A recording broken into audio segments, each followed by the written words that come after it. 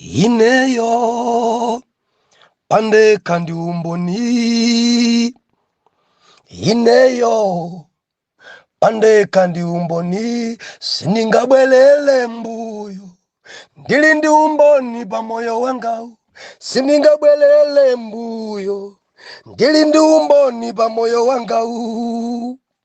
O ineyo pande kandi umboni, ineyo pande kandi umboni. Ndikulandire okondedwa omvera konse kumene muli, heneleke ichale mtumiki wanu zozizwa za Mulungu. Believer, tili kumapeto a lesson imeneyi. Ndilinako kutsimikizika mtima kuti Mulungu alankhula zochuluka mu topic imeneyi.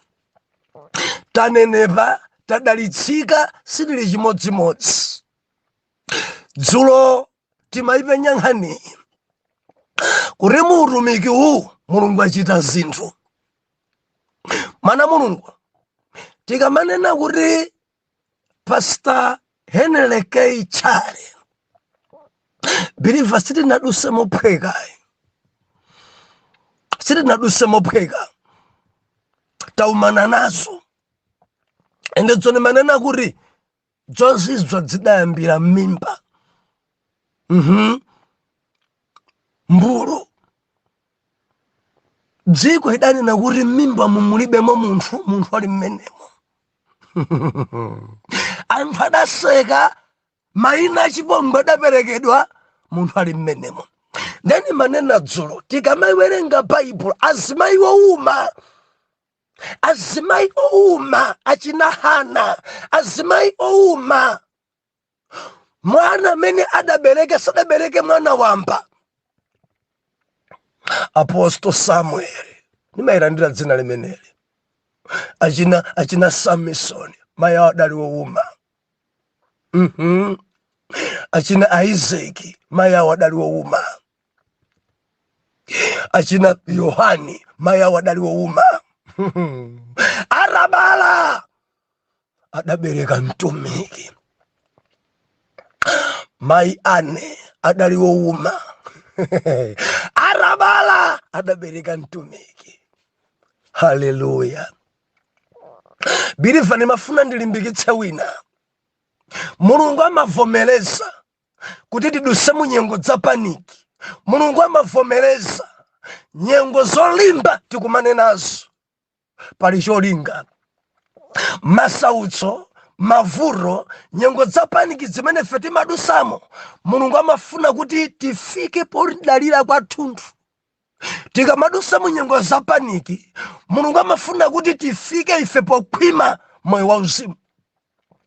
Amavomereza Mulungu nyengozo kuti tifike podalira kwathunthu. Amavomereza nyengo za paniki kuti tikhwime. Believer tikapanda kumana nazo sitikhwima. Ndikunena ndi wina nyengo zake sakuzimvesesa. Usaraye mtima. Mulungu amene timpembedza ni Mulungu opsa kwambiri. Ali mbali yathu believer saluza. Believer Mulungu amene iyi, Mulungu uyuyu akakhala mbali imeneyo, Mulungu wa Israeli amalimenyera nkhondo tilichere. Mulungu wa Israeli amapambanitsa nake alibeka sunkuchuluka. Taone fe pa David adalipo mpira Filisiti ochita kuimba nyimbo liyo. Mbali ya Israeli kulibe nyimbo, koma David eka adapambana. Tupembedze Mulungu amene believer amene adayima ndi Samson eka mchibwano cha bulu nkuumbudza. Tupembedze Mulungu amene mwana Mulungu amene akayima side ya ana ake wamapambana. Ndimati ndikulimbikitse ngati uli believer mbali imene simaluza. Patalike pafupike dziko lidzapanga liyoliyo pa inu. Patalike pafupike dziko lidzadabwa pa inu. Patalike pafupike believer udzakhala ndi umboni. Dzulo ni manena ine dzulo takumana nazo mwana Mulungu. Tauyenda moyo ukulukutika believer. tazisensa nkhuni, kudula maudzu, nkulima maganyu. Ndimakumbukira ine ndikuweruka kumunda nkupita kalima munda wina ma piecework kalima kupalira mera utamera kale munda wachire kulima mapuloti angapo aine ake jate thawa dzuwa kukauza kuti ndalima kuja mundipase ndalama adayankha kuti malo amene mwalimawo sitikulimisako ganyu kumeneko koma mukedalima mbali inayi mbali imeneyo sitikulimisako funso nkumati koma kulichire ndalima ineko kulichire chimodzimodzi nkumene mukunenako ndiye mukuti bwanji ati ngati mukufuna ndalama mukalime side imene ndikunenayi koma kumeneko mwalima ulere. Mukutha kuiona Yesu le mwana Mulungu chopweteka ichi nchopweteka ichi zokhudza misozi nkumagwa m'maso nkumalira Mulungu zutheka bwanji izi bwanji mwamumisa mtima munthu ingati Farao. Ndikutsimikizana na Mulungu ndalama imene sanayipereke ngati ukufuna ukalime mbali osati mbali imene walimayi fuka mbali imene walimayi sitikulimisa ndi aganyo kumene kuti dakonza plani kuti tilimako tokha ndengati walima kumeneko wangotithandiza. Koma dziko lino ndiozunza kwambiri, dziko lino ndiozunza kwambiri. Believer takumana nazo, tili mimba takumana nazo, titabadwa umphawi warumbudza taenda mchombo pa mtunda, mimba pa mtunda opanda mayala, kabulo wadzigamba kuti tipeze banja nkumakana anthu mphawi ngati amene ukadya chani malo ogona pansi maudzu pamwamba maudzu zofunda alibe kuti adye agulise nkhuni adule udzu mukadya chani makolo ana atsikana nkukana mwana wanga sunga mtenge ndisindingayerekeza kukupasa zinthu zitafika pa paniki sikuti amanama amanena choonadicho ndi chimene ine ndinali ndi nyengo zimene ndinkadusa ndi nyengo zimene zowawa zimene tinkadusa ndipo nkanena zoonadiso nyumba idali choncho chakudya chinkasowa ndithu. Mwana Mulungu timpembedzayi, Mulungu uyuyu amarumbira umboni uyu. Banja idavura, skulu kuvura, taonani dzaka zitatu makalasi angapo kuimakaye nkudzayambiranso kuchoka standard 4 nkudzayamba form 1 mpano alemba mayeso. Mukuthabana amene pa chozizwa chimenechi. Mulungu ndi Mulungu opya kwambiri Believer. Mulungu amene ngodabwisa kwambiri Mulungu amene tupembedze Mulungu odabwisa. Ndedzoni manena kuti tinapempherapo ni mzimayi wina adorara nchosa diso diso munthu ayenda yekha kuchokera kwawo kuyenda yekha ndipita kuchipatala diso langa ndikumva kuyabwa ikupweteka akaiona dotolo ili mvuto yanji kupita kuja dora jakunguiona diso japomwepo nchosa ni munthu eti mpaka na diso pansi kumara amayi diso lanu itaona kuti ndi mvuto ndiyeta ngoichosa zimayi diso ndimabwera naye kuno ndikuona ndachita kuyenda ndekhosa tugwidwa pa mkono mungafike po ichosa chipatala cha mtundu wanchosa gwirizana ndi patient diso anga ndikuifuna ifurayi. Haleluya. Mpaka na kwa dora wankulu ndikwa inu bwanji munthu alibe guardian abwera ekha asayinira kuti muchose diso ndani. Bwezeresani diso licha, marani diso licha. Aramva zoti tili kumangoji adachoka komwe kudedza awo abwerawo tsetserekani mapiri abusa ali mmangoji arabwera mpingo wa kumangoji mkare wa kumangoji tapemphera ronse Ambuye chonde mkomeni mtima mwana wanuyu, mkomeni mtima. Mulungu achita zinthu Believer mpakana arapita kunyumba kwa masabara adamva mzimayi mulungu akumulakona kuti wachira kuona adamba lora akuyenda masosi awiri bwinobwino adalimba mtima no ndi chose adachose chibande mudzi mwawo kumasula pomwepo kuyona diso chailinde bwinobwino ndikulankhula pano mzimayi ameneyi maso awiri bwinobwino akuyenda.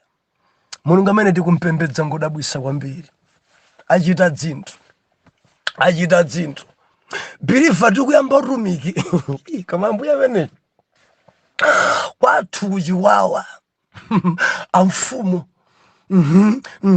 mvula idavuta zaka za 2006 and 7 mvula idavuta amfumu adalengeza mmudzi alonga wa mfumu adalengeza mmudzi bwanji tikapereka nsembe kwa mbona umboni uwu ndikubwereza kakachingati kaya biliva padachitika chozizwa adayendera door to door aliyense chimanga pang'ono tikakazinga chimanga tipereke nsembe kuti mvula itigwere pang'ono mudzi udapereka chimanga. Ndi atafika pa nyumba kwapeza maibuseni nkuti ndili kubangula kuno kunsanje tikugwira ganyo lija ndikuphunzitsa pa Harvest Bible College ndeni mapita ma weekend. Ndi atapeza maibusa dati pepani bambo palibe adikireni ataimba foni ndidayankha maibusa kuti musapereke kalikonse ndikubwera zanga zonse zidzalemekeza Mulungu. Ndinafika nkuti mudzi monse muja anthu asonkha ndi adzitumikire naso mudzi maranisweti asonkhanso nkhondo zina zimachokera tokha kulimbana tokha. Ana Mulungu nkhani idakula nditangofika kufika mmudzimu I believe kasindikiwala idali lachinayi madzulo amfumu adabwera ku nyumba tunjo yandikana kwa mpira amene mudafikako kumudzi kwathu. Atafika mfumu akuti anthu onse apereka chonde abusa chimanga kana mbare nikenika dziko ingodzoti mwasonkhanawo tikapereke nsembe kwa mbona. Then nayankha mfumu kuti kulibe ntchito ina yayi palibe ntchito ina imene ningagwire yayi ngati kuli ntchito kuko ku sukulu mundipase ndigwira ntchito chituka kwa mpiri koma iyo chonse chimanga kapereka kwa mbona amfumu sindikupanga nawo.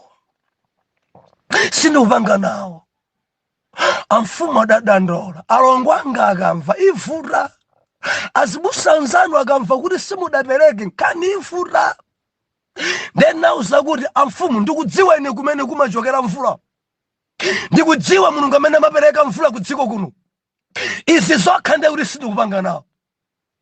Amfumu sindipereka zanga zonse zidzalemekeza Mulungu. Tamverani atapita mfumu achaka usalongwawo nkhani idavuta adamba nyoza adamba tukwana kamwana kameneka bwanji kamwana kameneka azibusa nzake akuluakulu muno amipingo ikulukulu adamba kalekale 19 chakuti akupemphera iko kayamba liti kameneka kachoke mudzi muno tikathamangise kadzipita kubangula kwakeko mudzi wathu uno kachoke muno nkuti nthawi imene tikumanga kanyumba kathubiliva kamalara mudzimo kachoke ndiye kudali kunyoza kudali ulalara adanena amene anganenere ena mwadzitumika adafika kwa mfumu nkhani mukaisekera iyi mipingo yathu ifa aliyense asonkhe ndi akuti adakamba mfumu aja ndikugamula ngati wina sapereka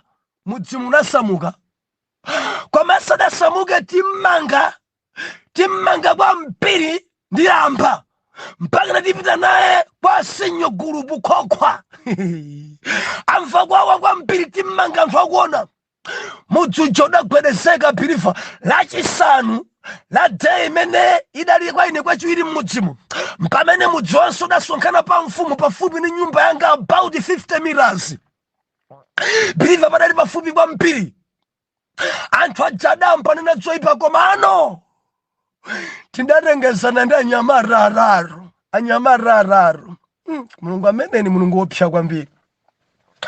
Tinalipo anthu okwanira 5 anyamata ena awiri ampingo wina anyamata ena awiri amene ine ndimatumikana nawonso mtima udapweteka. No, zafika poti abusa kumangeni tenti pemphere ndedamba upemphera filikoloko biliva filikoloko mbanda kucha intercession idayambika nkumuza kuti Ambuye sitikudya tikufuna mvula. Mulungu timpembedza uyuyu ndi mulungu opya, mulungu tikufuna mvula.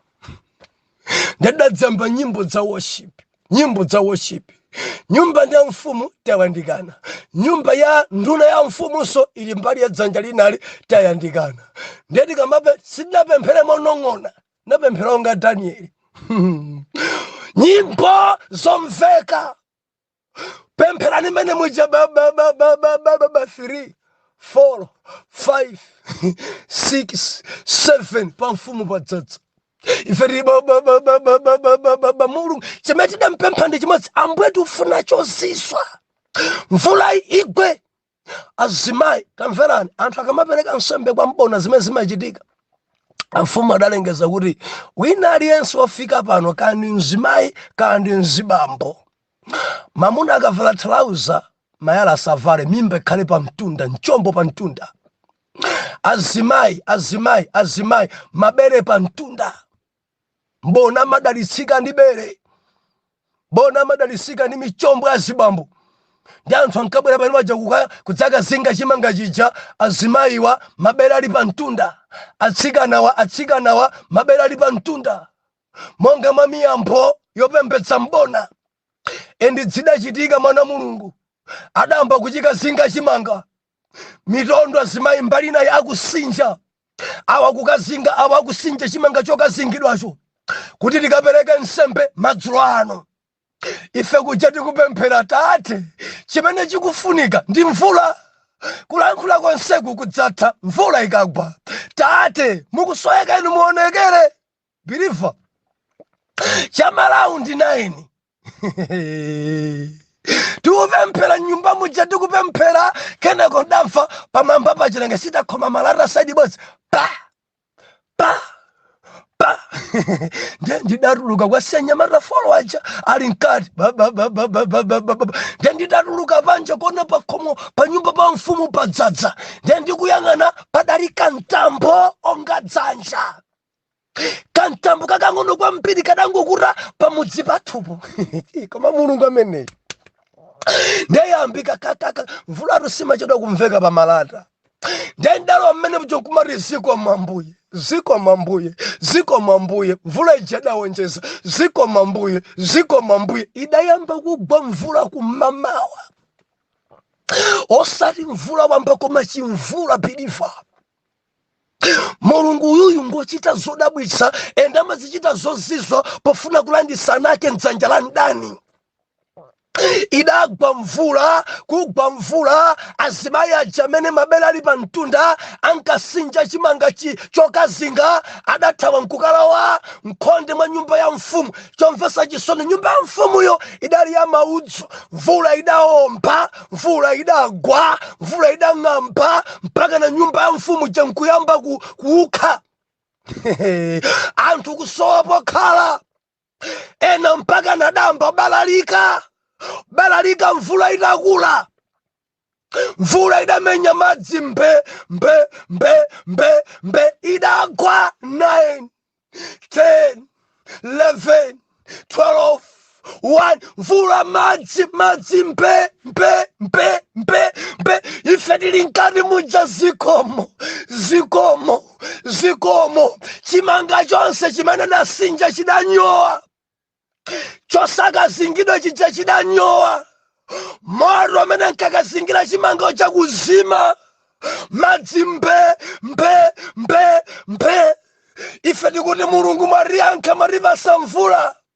Ena mwa makhansala ndi azimayi ena alongo a mfumu akuti mvula yagwa chifukwa choti mbona mva kununkhira chimangachi. Zidandikhudza. Ife tikuti ziko mambuye iwo chakuti mvula ikugwa chifukwa chakuti mbona mva kununkhira, akumva kununkhira chimangachi chatha kunyowa. pasafuna kubusa adanyamukabe mvula ichekugwa tieni kaopesa mtsinje wadzadza kuti aoloka ulephera mpaka nakudikirira mkoloka kapereka chimanga chonyowa mbona mene amadya zili zonseri amadya chimanga chonyowa kudyaso chimanga chouma zidandidabwisa awo abwerawo banja kuti Mulungu amva mbona amva kununkhira mvula yagwa mbona amva kununkhira pompo ni mari ndikutsimikizani mwana Mulungu gulu chadagawanikana kasala mwa mfumu akuti abusa dzuka filikoloko kupembedzera mvula ikuti igwe munthu wa Mulungu jopembedzera mudzameda chitika adanchosa unduna choka so hallelujah amene yendani biliva tupembedza Mulungu odabwisa dziko Mulungu odabwisa dziko endi chozizwa ichi chidathandiza kulalikira mmudzi mpakana anthu adajoina ambiri kuchalichi kuphatikizako kansala nduna ya mfumu ulowa kumeneko haleluya paradusa chaka adadzakhala mkulu wa mpingo parapita nthawi adati no mafumu akhangari mudzokula rudule mudza imene Mulungu adachita adangodula mbali imene idali iyeyo nkumpasaso iyo fumu iye ni mayake aranchosa unduna adadzalandira ufumu wa iye ni mayake mpaka napano ndi mfumu ameneyo ndiye Mulungu amene timpembedzayo ena manena kuti mvula ichaidagwa mbona adamva kununkhira pamene filikorasi anthu mmudzimo imari Mulungu adamva mtumi wa Mulungu atapemphera biliva kuchitika zinthu kudziko kuno ichi nchozizwa ichi nchodabwisa ichi nchodabwisa dziko lidamva dziko lidagwedezeka eni Mulungu adabwisa kuchita zodabwisa kumudzi umene kudalibe madzi chilengedwe dziko lapansi minister ine mene ndimalumikizana na adadzabola chitsime mudzimu patangochitika ichi ndikudzabola chitsime chopambana 1.2 million madzi nkupezeka anthu nkwamba kumwako madzi nkuyamba kuphunzira kutunga madzi apa chitsime Mulungu amene ngopya Mulungu uyu ngopya kwambiri haleluya achita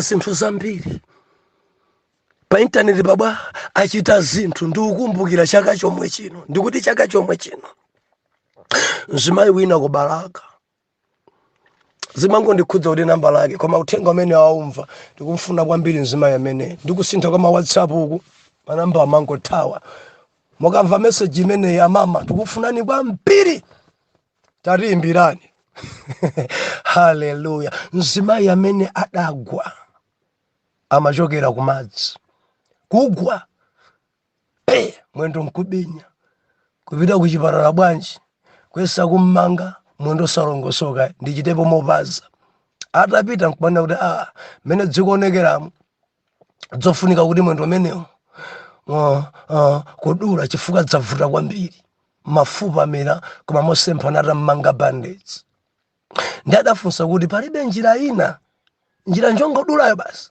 ati ngati ukufuna kuti mwendo wako ukhale bwino ukakhale pa nyumba kwa chani kwa chaka cha thunthu usayendeyende ndipo mafupawa abweriranso mmene akadeni akutani kukhalira mayuyo adakhala pa nyumba kwa chaka kupita kuja adota kugwiragwira bazione ngati zili bwino tinyamuka pita atangopita mwendo udampweteka kwambiri atabwereranso ati basi tingodula chifukwa zinthu zavuta ndi mayi adabwerera ku nyumba nkuyimba foni sindamone nkhope yake koma adayimba foni abusa misozi kugwa m'maso mwake ndili muululu adauda kuti mwendo tidule ndipo nthani yalonse mwendo wanga uduka chifukwa olokuyenda ndikulephera nditi napemphera unali usiku chamalaundi 7-8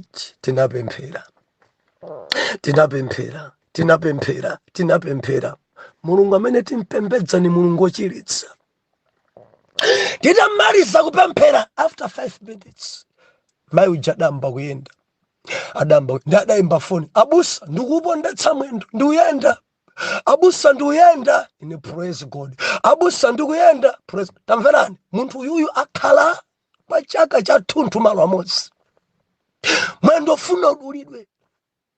Kenako adamveka mayi uja imbanso after 5 minutes ina akuthamanga, akumveka ndithu phuma, abusa ndikuthamanga usungulira nyumba, abusa akulumphalumpha mwamba, haleluya haleluya haleluya, ndachira bilifa. Ndikuti pompo mulungu amene achita zinthu, mulungu amene akudabwitsa, tupembedza mulungu amene amachiritsa, amene amachita zozizwa. Bilifa, tangokhulupirira zotheka ndi mulungu, tangokhulupirira pauchitika zinthu kwambiri. Haleluya. Mulungu amene ngodabwitsa.